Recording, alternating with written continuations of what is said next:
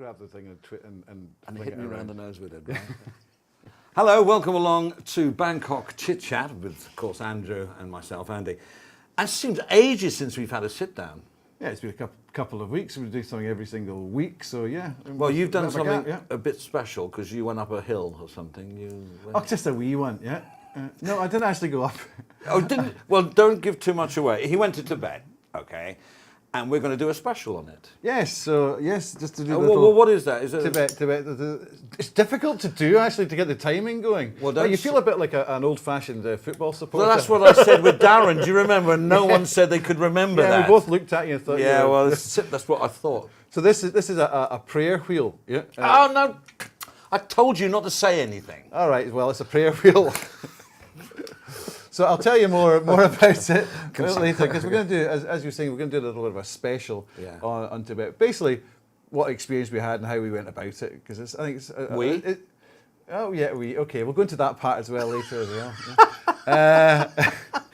Bit rusty. Yes. Yeah. And I endured Songkran here, so we're going to I'm going to go on the back end of his Tibet thing and talk a little bit about what I did at Songkran. No biggie, but it was a good time. And, this is next week. Flaming hot. Our next show. Yeah. Was it hot in Tibet? It depends what you're talking about, but yes, at times, yes. It was? No, it was absolutely brass monkeys. Like minus? Well, minus. When you're up at Everest, the base camp, it is freezing cold. I mean, it reminded me of when I used to play rugby as a kid. We'd play it in the snow. Yeah. The teacher would say, play. Oh, I was in the wings, so I never got the ball anyway. And your fingers were freezing, and you put your hands in hot water, and you go, oh, that's deadly. But I tell you what our rugby teacher used to do, like we would be playing near these birch trees, they have the real whippy little branches. Oh, he's spanking you along, was he? Oh man, when you're in a loose mole, not a mole, a mall, right? And he'd go at the back of your legs with this thing and you're already freezing. That's sick. I go, man, that's what education was like back in the late 50s, early 60s. All right, we got our normal thing here for Chit Chat. We're going to be doing some What's On later, plus, of course, the always popular ClipPix. And we've got some good ones, and some other stuff. Hello from viewers and stuff. Right. Okay. Aye. Now, of course, you were halfway up a hill when all this came out. Although I think it started before you went away. The seasteading. Yes. This is a big thing because it's only happened in Thailand. Well, we'll talk about it, then you'll know what I'm saying. Wikipedia says that seasteading is the concept of creating permanent dwellings at sea called seasteads outside now here it goes, the territory claimed by any government. The term is a combination of the word sea and homesteading. Now, the world's first actual one that went into operation was just outside Phuket. Yeah. All right. No, I did read something about that. You read something about it, right? Yeah. Well, but it's quite important because it's Thailand. Thailand seems to get involved in these big things by accident, right? What they are is, they call different things, but pods is what they normally, and they will get a picture of it somewhere along the line. And they're 8 meters wide. Right. But inside, and unfortunately I couldn't get a photograph. I've seen photographs, but I couldn't get one for the show. But they're like I tell you what it reminded me of. Of course, they're new, so they all look lovely and pristine. Like inside a boat, inside a caravan. Yeah. It had a kitchen facilities, hob, oven, and everything in wood and lovely done. And I think there's like 2 levels of it. If I have a look at my picture, it's got to be at least 2 floors. And then it's bedding underneath. Right. What they do with their toiletry stuff and fresh water, I don't know. I guess they have to be... Dump it in the sea? Well, that would be going against their whole concept, I think. But doesn't when you think of... So their idea is you get one, and then someone else joins you. Then another, and another. So it's a whole community out there, which actually sounds fascinating. A pod community, yeah. Yes, it is. And these people, there's a website or something called... I haven't done my... Is this them practicing for us to go into space or something? I know it's changing. It's similar, isn't it? Yeah, I'm not sure if I'd like it myself anyway. Well, you're not that far out. Well, here's the thing. They're supposed to be out of any country's jurisdiction in the sense of sovereignty. Now, Thailand, the Thai Navy, on Saturday, that's cavalry.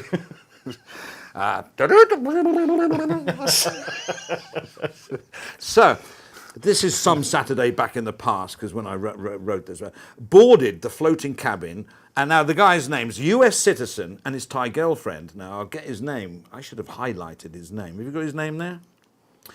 Starts off with, yes. What's his name? It's a big long surname. Elwardowski, yeah. Okay. Now, he's American, who's a Bitcoin trader. Right. And his wife is a Bitcoin trader, celebrity chef. Suprani Teptet. You've got to remind me to highlight these names next time, mate. Yeah, right. yeah. I'm sorry about that. Yeah. Yeah, all right. The cabin has been promoted as the world's first seastead by the group Ocean Builders, part of a movement to build floating communities beyond the bounds of nations as a way to explore alternative societies and governments. I was free for a moment. It's like going into space, isn't it? I was free for a moment, probably the freest person in the world. I guess, because he thought at the time, no one's going to interfere with me. I'm out here, which I thought, go out 12 miles or something, international waters? Yeah, you mentioned 14, I think it was probably from one of the newspapers, but I looked up this Index Monday about maritime claims, and they say maritime claims territorial sea is 12 nautical miles. Well, that's the other thing. What's a nautical mile compared with a not nautical mile? It's a mile with nautical. So does that mean it's exactly the same as a mile? No idea. With no due diligence on. Oh, it's me, isn't it? It's my topic. I just hit my microphone. Is that all right? Did it make a noise? Oh, never mind. Don't worry about that. Right. So the U.S. Embassy in Bangkok said that Elwardowski had engaged a lawyer and was being provided with what Thai are saying is that they're encroaching on Thai sovereignty. And then they explained that their waters go beyond the 12 or 14 nautical miles to 200 miles because you get like trading zones. So it's not exclusive economic zones. Like oil drilling, they said, and fishing, of course, which I never thought about. So actually, it's not just you go out 12 miles and you can do what the hell you want. You can't. And I actually romantically thought that's the way to do it. You know, you go out and you can be as so did he. But didn't they? There was something about casinos many years ago, and casinos used to go out. I think it was Macau, and I think also possibly in Thailand. Yeah, and they used to go out and maybe it's because they could hear the boats going coming along, and they could throw all the wheels and everything else. Get rid of them chips, boy. Starboard side. Yeah, but that goes back to the old days of in England. Back in the days of the early radio, the BBC had all the radio going, and they are non-commercial, so they had so there was no commercial radio, and also they were governed by the musicians' union. What year is this? 1960s. It's 60s, early 60s, mid 60s, and the musicians' union restricted them. It was called needle time. How much music you could actually play from a record, as opposed to let's come into the studio and play live music thing, right? So commercial radio, so it was up to other people, pirate radio stations, Radio London 199, and all the people like Tony Blackburn, he was Radio London, they all operated just outside off Dover in the channel, but they were legally out as far as they couldn't be touched. Right. And they operated there for years. And they did the American type commercial radio, which is what I was brought up on. And I think that sort of shaped my career in radio because it was great. That's another story. So you had all these Johnny Walker and all these people, Tony Blackburn, and on these ships. And they could play whatever Johnny music. Walker? Not the whiskey. Was it Johnny Walker? Was it Johnny Walker? You can't remember. I'm not as old as you. No, he's about the same age as you, mate. These are not... How could he be if he was in the... 60, he was 20 in 1960. So that makes him now what? Bloody old, 70-something, yeah. Well, he's getting a bit old. Well, aren't we all? So anyway, so you used to listen to all your favourite DJs and they'd play as much music as you wanted. Right.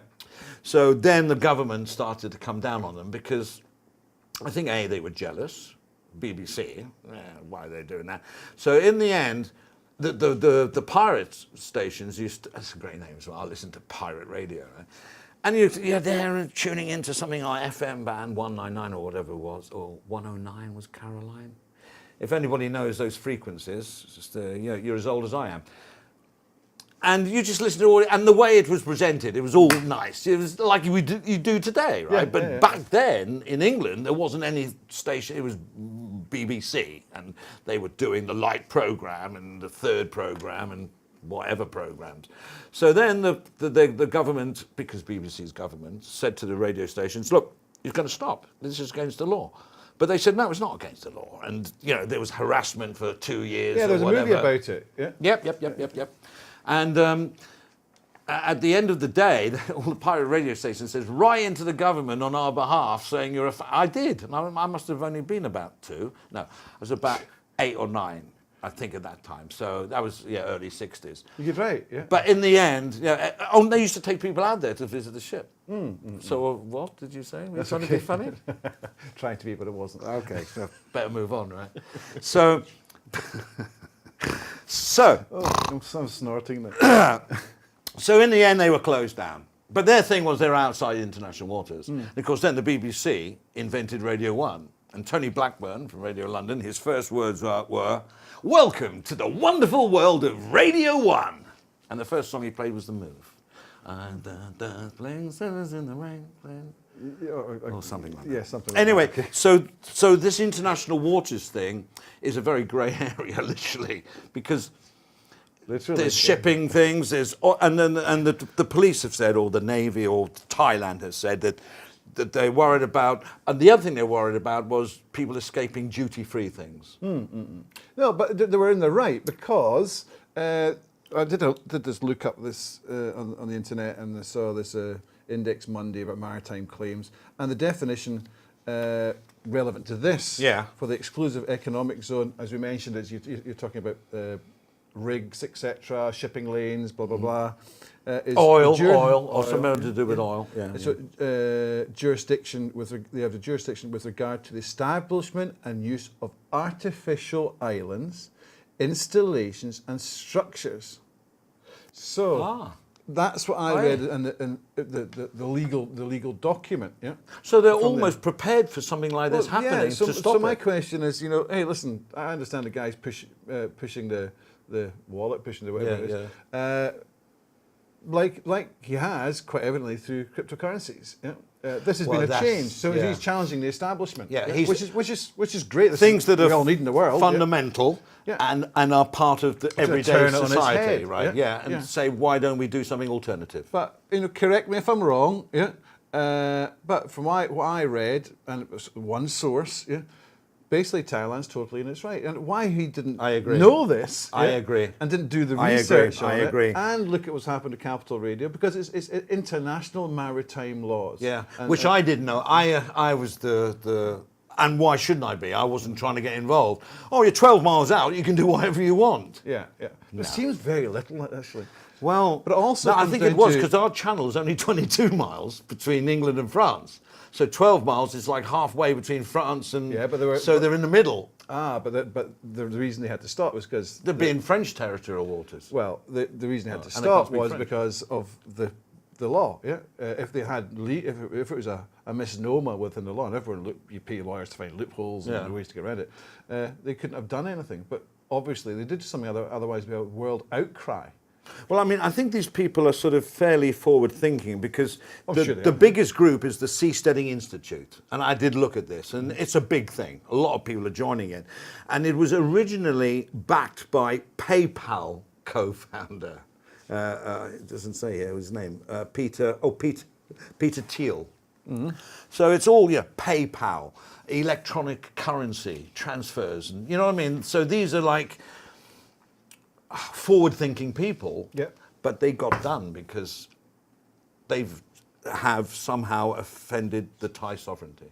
Well, clearly they have. And quite rightly so, I think, in a way. Clearly they have. Do you want a bunch of people living off your coast that you can't control, don't know what's going in and out, and what they're doing out there, for heaven's sake? It's like a kibbutz, isn't it? Yeah? It is like a kibbutz. I got that. Yeah, it is. It is like a kibbutz. It's a bit like Waterworld.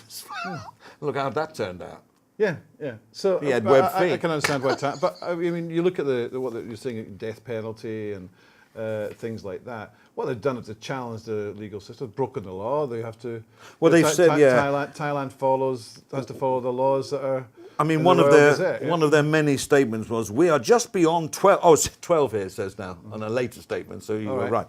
12 nautical miles from shore. Under international law, this puts us just outside of the territorial waters of Thailand, but within their 200 nautical mile exclusive economic zone. Yeah. So they didn't do their true diligence, did they? Really? Didn't do due diligence, and also I think they're testing boundaries, and I think that's good within the legal system. It comes to the other thing is, even we were looking at space. Yeah. I mean, imagine they're up in space and they turn around and say, well, you're actually within our territorial. Who would be saying that now? No, but there is. It's not just Martians. Not just about the flat. It's straight up. You have that right. That's your, because you have to get permission to fly planes across countries, etc. So it's straight up. So does that go into the stratosphere? Yeah. So what does it do? Does some Air Force go up there and say you shouldn't be here, and they sort of go, boop, in space, and they're going to keep going on forever. To the end of the galaxy. I'll tell you. I'm sorry, too late. I tell you, if they found tons and 1,000 light years away already. If they found tons and tons and tons and tons of a very rare mineral like platinum, plutonium, or gold, or even on one of these planets, the laws would come. Trust me. But that's a very good point, because just now in the Antarctic and the Arctic, there's countries are fighting about who gets the right, because there's an awful lot of minerals up there. Yeah, I have heard something about this. Right, so it's an interesting topic. I won't go into detail because it'll probably get boring, but I mean, when a particular incident happens, it's a discussion point. But this is just a small thing. Considering we didn't even get to the moon, that's a story for another day. I really want to do a conspiracy. Did they use a green screen? All right, so seasteading, right? Hit or a miss? Hit or a miss for what? As an idea, is it going to work? I think it's a great. Is it good? I think it's great to challenge the establishment. But do you think it's a good idea? Hit or miss? Come on. I think it's a hit, but I understand Thailand's situation. No. So you're on the hedge. No, I think it's good. I mean, miss for me. Never going to work. Right. Well, I think it's good to try. You think it's going to work? I don't know. I'm not saying yes. No, I'm saying, do you think? You don't know. Would I like it to work? I think Absolutely. It would be very interesting. But if you look at the bigger picture, if you had a whole community and a whole community of nutters and you can't do anything with them and you can't control it in any way, they could be making, Poseidon and you've just watched Atlantis Little Mermaid, haven't you? Yeah. All right. Are you collecting messages on there or something? Yes. Okay, It's for you. Yeah. See there, it's saying again. Yeah. Get on with it. It says. Yeah. Okay. All right. So that was really cool. That took a. Anyway, it'd be great to hear your views on that. If you think that's your thing, maybe some people got more ideas about it. Oh, maybe get more information. Maybe we'd be incorrect in some of the stuff we've said. Chitchat now on the YouTube. Chitchat now on our Facebook. Just write in. And we just really would like to hear from your comments. Yep, and sub, like, and share at the same time. Right, on the news, this came from I read it in Thai newspaper, but it came from the BBC as well. Backpacker finds mobile phone and goes to jail. I'm going, yeah, here we go. Right now, a British backpacker who was arrested and put into prison in Thailand for picking up a mobile phone he found on the floor. He's now gone back to England because this story is about 4 weeks old, but he did serve 10 days. Chris Dodd, a 29-year-old, this is where it goes a little downhill, I think. Not the name. You sort of took the punchline out of the joke when you said that. Yeah, well, he's a 29-year-old tattoo artist. So he's got to be a little bit... I mean, great. I love tats and I love the people that do it, but it's not everyday You're really work. trying to be correct today, aren't you? No, I think I'd want a tattoo, but I'm getting so old now, my skin's too all floppy. Anyway, he came from Poole. There's another negative thing. Spent 10 days in Thai prison accused of theft. So he comes out of Chiang Mai airport, picks up a phone. Well, I'll go through the thing. He said that he picked up the phone to try to find its owner, as you do, and in doing so, he moved it to a different location, which is considered theft under Thai law. Mr. Dodd was released on bail after family and friends raised £20,000. That's over £1 million baht. Mr. Dodd said that he found the phone just as he was about to get into the taxi after arriving at Chiang Mai airport. He looked around to see if he could spot someone, or someone could spot him, I would have said, who may have dropped it, but couldn't see anyone. So he decided to take it with him to the hostel, to try to trace the owner from there. Soon after arriving at the hotel, Mr. Dodd was arrested after police had seen him on CCTV picking it up. Now, was it planted? How did they know? Oh, well, they saw it on CCTV, so they're looking at everything. So they see a guy picking it. Now, I have asked a couple of Thais, is this correct law? And they said, yes. If you find a phone, you're supposed to hand it to a policeman.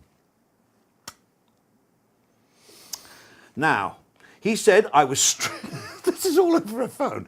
I was stripped naked. I'm sure he talked like that. I was stripped naked, sent in, given a blanket. We need to get Mrs. Bale on here, right? Gail. Whose phone was it? Well, he doesn't know, does it? Oh, I don't know. It doesn't know on fine. Probably the policeman's at the end of the day. Well, they didn't say. The next thing you know, I'm being taken into the cells where they house massive amounts of people. Nobody spoke English. It was really intimidating. You just have to fight for a space on the floor, and you have people's legs all over you. Being naked with a blanket full of other guys. Yeah, that must have been a bit of intimidating. But he just found... He had faced a 5-year prison term. This is from the BBC. 5-year prison term if convicted. But the charges against him were eventually waived and he could return home to the UK. I guess that had something to do with the £20,000. Waived, it doesn't matter. Waived always means that you're guilty but we're going to waive it, doesn't it? Not let off. It's like let off, isn't it? It's not like we found you not guilty. When you waive real rights, don't you? If the word waive. I mean, if you've broken the law, you've broken the law. Yeah, but 5 years for finding a mobile phone? You can smash someone over the head in Thailand and get less years. No, I agree. I think the same. Now, if you do it with a mobile phone, you get 5 years. And if it's someone important's mobile phone, you probably get a death sentence. Yeah. Speaking to the BBC, Mr. Dodd said that the lawyer urged him to leave Thailand immediately after the prosecution dropped the case 3 days ago. His father, whose name is also Dodd, Mike Dodd, added, "Over there, money talks, but yes, it's also having a really good lawyer. The money raised enabled us to get a really good lawyer. They were fantastic and he got out." I reckon I don't know. What do you not know? All right. I reckon the guy stole it. I think he's been a bit of a chancer, there's no question. Right. You know, not like I need to move to a different location. Then again, the other side of the story, he could get, wow, I found a phone. And he's just landed, so I've got to get taxis. All right, I'll put that on the phone and I'll find out later whose it is, right? He could be totally innocent, couldn't he? Could be. But there is that side, isn't there? Well, if you found a phone, and I'm not saying goody goody two shoes me, I would not give it to the first person of authority I saw. I would try to ring the owner. I know, how can you do that? With my other phone. How would you know the number? I know, that's a good point. Who to call? I'd wonder if he'd go to address. He said he looked at the phone to see if he could find. Well, he maybe he didn't fingerprints or anything, right? You know, like he couldn't open the phone. Some people actually put stickers on it. Yeah, they look at a sticker on the back of their phone if you find this. Like a dog. Yeah, and also you can put on your screen. So if you press it and it opens up, you can't access it to the phone, but you can have a message on it. Yeah, so that's it says, a good one. Contact here. So maybe that is something he did. I'm going to sit on the fence on this one. Personally, if it was me, I mean, if I was getting in a taxi and I found this phone, I'd probably go up to security or whatever it is, because they're all over the place at the airport, and hand it to them and just go, yeah? Because... Yeah, what happens if you're in the back of a cab and he takes you from Chiang Mai airport to a hotel? You leave your phone in the cab, he gets out, you get out, that phone's moved. Oh, no, sorry. Yeah, that's what you said. So, if you're in a cab, is that the location of the missing phone? In other words, if a taxi driver finds a phone in the back of his car, he mustn't go anywhere at that moment in time until he finds who the owner is. No, but what they were saying is you hand in. It doesn't mean you stand there and call the police. Can you come to me? I'm standing here. Can you take the phone? No, but you'd hand it into a police station. I would hand it into lost property or something like that. Because to be honest with a phone, as much as a new phone, yeah, you've got to hack into that, yeah. Well, that's clearly illegal. Yeah. Well, I get that, but I mean, and one other thing before we move on is that the CCTV, right? So there's two ways of picking up a phone, right? So you're walking along, you've got your luggage and all that, and then, taxi, and you go. Or there's you're walking along, you're,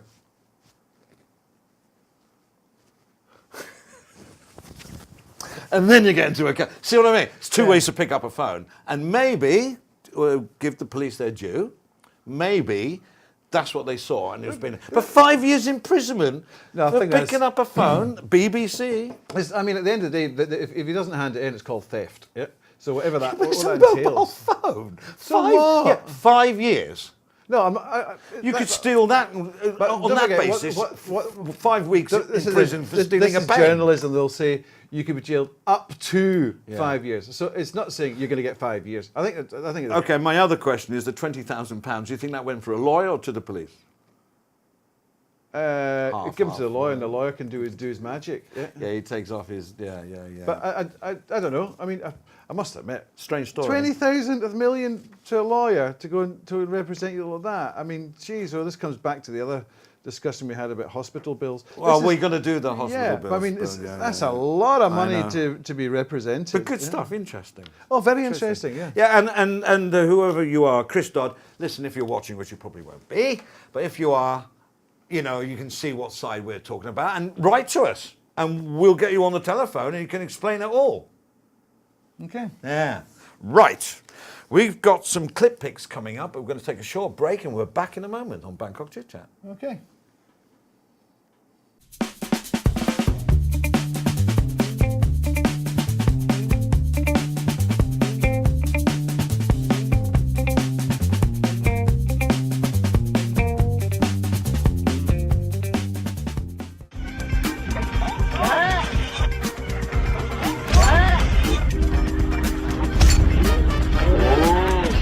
Bangkok Chit Chat ClipPix. Welcome back to Bangkok Chit Chat with Andrew and Andy. That was interesting. I hope we get some good feedback. I think I might have put my foot in it. when you consider you get £20,000 per phone and I've just sort of been having a go at the police and everything. Well, come and get me. Right. Now, have you ever That flown? was a challenge. And him as well. And him behind the camera. So, have you ever landed at the old airport of Hong Kong? Kai Tak. Yes. Yeah, so you know what I mean? Many years ago. Yeah. All right. I used to just come across the buildings. Oh, it was like man. skimming the... In between the mountains, I used to fly there a lot. And the wings were also almost taking washing off people's balconies. That was that. And then just as you're expecting to hear the bump, the plane would do one more turn. And you go, no. And he's turning literally... You know, well, it's probably higher than you think, but he does one more. He does about 4 big turns when they're coming in, and the last one you don't expect because you think you're going to land, and he does one more, and then he lands. And only so much. You have to. The pilots had to be a special pilot to go there. They had to train on the thing or whatever. All right. So now, this is a Bristol airport, and if I was on this plane, I'd be shitting myself. Okay. Look at it. That is 90-degree angle to the runway. But what's amazing is that he actually lands. He lands Straight. and then he it's- lands sideways. Yeah. Well, we can't play it again, but you guys can. Have you ever been in an airplane, by the way? It's pathetic, isn't it? When nothing goes wrong and you land and people start clapping. Yes. Yeah. Isn't that annoying? No, it was an Like, Asian you guys airline. haven't flown before or what? Asian airline and they all clap. You're so good. It's his job. Oh, yeah. We're alive. Well, a quick story about planes, which has just come to my mind. I was on this flight to London, and we landed at Heathrow and everything. It was a new terminal, I think, or a new gate. I think it was a new terminal. And he comes straight up to the gate, and then he stops. And he says, ladies and gentlemen, I'd like to just announce I had absolutely nothing to do with that landing. It was fully automated, the first one that we've ever done. It's a round of applause. Now we have a problem. We're stuck. We can't get to the gate. We were there for an hour. He couldn't line up the GPS, because they line up by GPS, something on these things. I don't know how they do, but yeah, and it all went wrong. So that was like, and someone at the back of me says, yeah, obviously it's not automatic now then. Right. Have you seen kids on phones and tablets and that? Everywhere. Yeah, exactly. Well, our friends, the gorilla, look at this. I think this is amazing.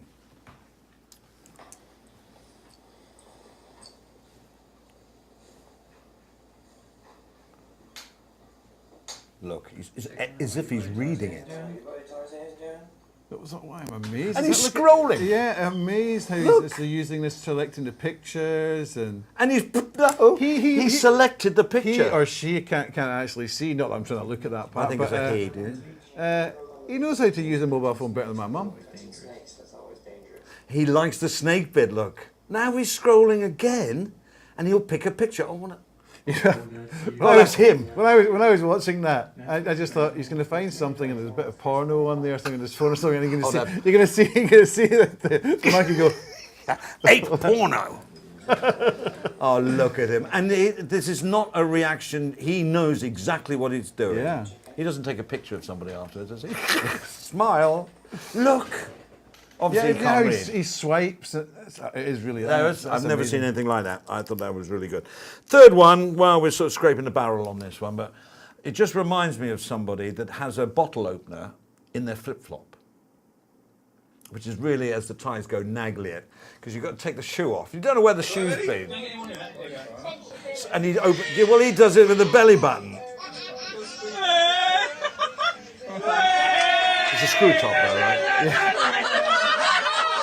He's happy about that. Yeah, he's got a bottle opener in a flip-flop. So it's come in handy, actually, as when no one's got an opener and you haven't got a lighter to do it. But he takes off his shoe. And he always looks at me when he does it, because I am all going, no, man, this is against everything that's Thai for a start, apart from hygiene. But it's been really handy. Have you never seen a bottle opener in a flip-flop? No. In the sole? No. Right.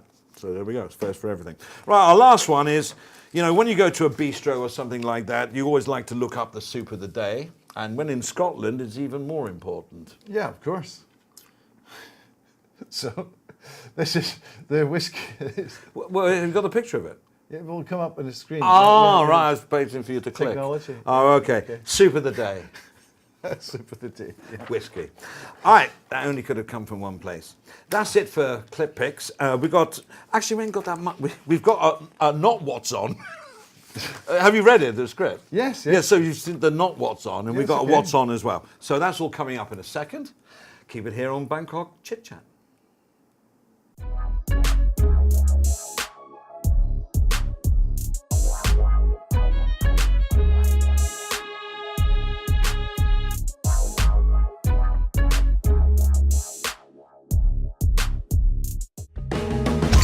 Bangkok Chitchat. What's on?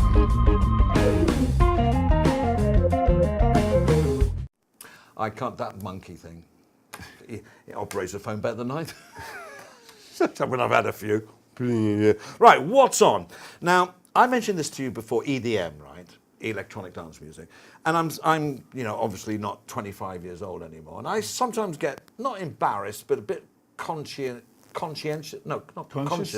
of when I mention it to younger people. Oh, I like it. I love dance I think music. I like it. And you liked it, yes, which doesn't go into character with you. I'm not saying that I wouldn't actually be going out dancing to it, but I like listening to it because you use it an awful lot in the Red Bull and that kind of music. It's all. And it is. It's quite motivational. And the DJs that go to these festivals. But it's acoustic. This is the weird thing. What do you mean it's acoustic? No. When I say acoustic, you don't have people always singing to it. Sometimes it's just the music. Oh, you mean instrumental? Oh, right. Okay.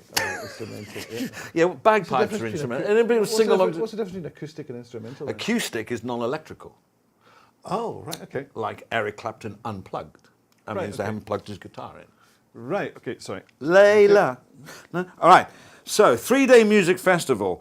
Escape from Bangkok. Now, why I chose it was because I'm not going, but I'd love someone to pay me to go. I can't afford it. It's 2,800 baht. Escape from Bangkok for the weekend with the Karma Castle 2, which is a 3-day music festival taking place less than 3 hours drive away from Bangkok's in Khao Yai. And I've seen a picture of these, but the one I gave you to put up on screen is not that clear because it's dark. But from May 17th to the 19th, you could be dancing to electronic music from over 20 DJs. And these DJs, they're not just somebody they found on the sidewalk. These guys, they earn at least like $5,000 a gig. You know, there, and the stages are brilliant. They've got water fountains going on, dinosaur scenes. Really freaky. It's really, really. Can you imagine up in the middle of Khao Yai? You know, the stars and everything. I think it'd be great. How good is that? You know, I think sometimes when we say, oh, it's not really our scene, I think it's more us than anything else. If you actually just relax and just let go, you know, like you did Well, when I you was were younger. doing Maybe it, just Flower too Power. reserved, yeah. I used to go to Glastonbury All right, okay. Festival, you know, which is different music, but the same idea, Yeah. I guess, you know, less than mud. Glastonbury was always mud. Bring your wellies. Going to Glastonbury. This event will take place at the Sierra, so that's the Mira Sierra, Khao Yai, and it's a Spanish type-styled hacienda inspired this boutique restaurant and stables, hidden way out in the jungle. Bring your mosquito repellent. Yeah, absolutely. The ticket price is 2,800 baht, includes, when it says includes, camping for those willing to brave the heat. I think that means they give you an area to camp in. They don't give you a tent. No, I'll probably give you a tent. Really? Yes, yeah. All right. If you want to go. Otherwise, a number of hotels have partnered with this thing who will arrange a shuttle service from the festival. Great. Now, Well 2008, you know, yeah, you go bunch of, I'm sure my son might be going. That's very reasonable. Good, nah? That's very reasonable. Yeah, Yes. and food's probably dirt cheap up there. You get craft take it beer and with all you. that, and vendors. Shall we go? Bring your GoPro and we'll go. Or your other thing you're going to buy. Right, Jason Mraz, he's coming. The Jason, I think we've mentioned it before. I can remember falling asleep last time.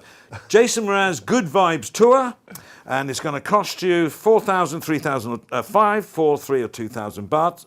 It's on the 21st of May at the Impact Arena. All right.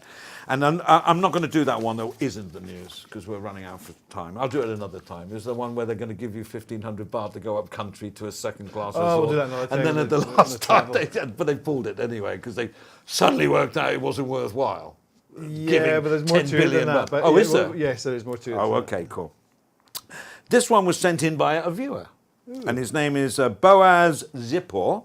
One of our viewers sent this in. An early evening of good art, good people, good wine, and good music, all for a good cause, 5 till 8 p.m. And that's at the, I love this hotel. They really have good things going on sometimes. Got a Korean restaurant. They used to have a really good one there, whether they do now. Patun One Princess Hotel, do you know that one? Yes. That's by I remember when they opened. Yeah. do you know, this is Mung Tong Chani, not Mung Tong, MBK, right? It's behind there, isn't it? It's in that car park. That's how I remember the car park for the hotel. It's there, isn't I it? thought it was up near Patunam. Yeah. Payatai, Wang Mai, Patun One. Yeah, that would be Patun One, wouldn't it, where MBK? Yeah, it's just at the top. We used to Patun One when it's joining on to near Dindang. I think that's where it is. Right. But this is great because this guy is an accomplished photographer and Oh, artist. you know? Yes, friend. We mentioned it before. Robin. He sent me some information on it. All right. And, Gift of Happiness. It's a Gift as of you know, Happiness I think Foundation. It's fantastic organisation. Eddie does a great job, and it's to raise funds for him. Not for him, for the foundation. Yeah. Yeah, 5 to 8. So you got somebody. Did it say So- food? It doesn't say food. So I think it's an auction, isn't it? Or No, it just says good wine. no, auction they're selling the paintings. Yeah. Oh yeah, but it's free to get in. Yes. I imagine it's the price is on the corner, and Yeah. I don't think it's a auction, is it? I think it is, but Or whatever. basically the profits go to. Yeah. to And I Gift do of like Happiness those things. Foundation. Have a Yes, I think it's soiree very with a good. glass It's very of- good of him. glass It's of all his Chardonnay. effort to make it. Yeah. Yeah. To make And some good photographs. photos. They're Yeah. photos, right? They're not oil. There's photos. He's an artist. I think Oil there's paintings paintings as and well. stuff? Oh, yeah, all right. yeah. All right. So there we go. You'll see something pop up. Yeah. And that's the date is, I can't believe it, I haven't put the date. Oh, do you know what? I haven't put the date on that. Again? Are you kidding me? I think it's next week, but It is soon. Yeah, it is very, very soon, but it'll appear. Yeah, so you'll see that. I've But gotta find well, myself. well done to Mr. Boaz and Also Robin for marketing it, and Right. good luck with the whole event. Yep. Right, Kun Norapon would like to know, where are we in Bangkok? Well, we make this show in the ClipCube Media Studios, and that's in Ladpral Soy 38, about a 5-minute walk from the Rajta Pisek underground station. So that's where we are. We've got a compound here, Compound. studios, yeah. Armed guards at the gate. Yeah. So basically, this is our studio. Yeah. Okay, big shout out to David and Emma Casbolt. They just watch everything that we do and always give a little thumbs up or something. Never Lovely. a thumbs down, which is always good. And also the guys at Mott the Dog. Now, they are just a Facebook group, and they love actually rock music. Right. The guy that sort of the administrator is Kim, and they've got few followers, quite a few, and they always like our stuff. And I post on them. You can get old videos on their group, you know, Wishbone Ash, and they like that sort of rock stuff. Yeah. But there's also, I post soul stuff on there just to piss them off, really. So, and it's good, and they all like it. It's nice, and they're based mainly in Pattaya, but Mott the Dog, and you'll see it somewhere behind me, hopefully. You really want to upset him, just put Barry Manilow up there. Oh, don't. And then on the next week, Andy shot by Mott the Dog fan. And that's about it. We'd like to thank everyone that's subscribed to our channel and also liked and shared. You know, we're only on, you know, a low amount of subs at the moment, but I'm really over the moon because it's going all in the right direction, and we are changing things as we go along, new ideas, new camera, new sets, and we just thoroughly enjoy it, and our aim is that you thoroughly enjoy it as well. Yeah, So please engage, give us some thoughts. tell your mates, share it, yeah. But it's all to do with the content. What we believe is that as we move forward, the content will drive people wanting to watch it. And the other thing is that we're doing it because we actually enjoy it. We enjoy it. And we do it because we can. Yes. Yeah. So stay tuned for next week's one, where it's a bit of a special coming up, where he's up a hill and I get wet. Thanks for joining us at Bangkok Chit Chat. See you next time. See you later.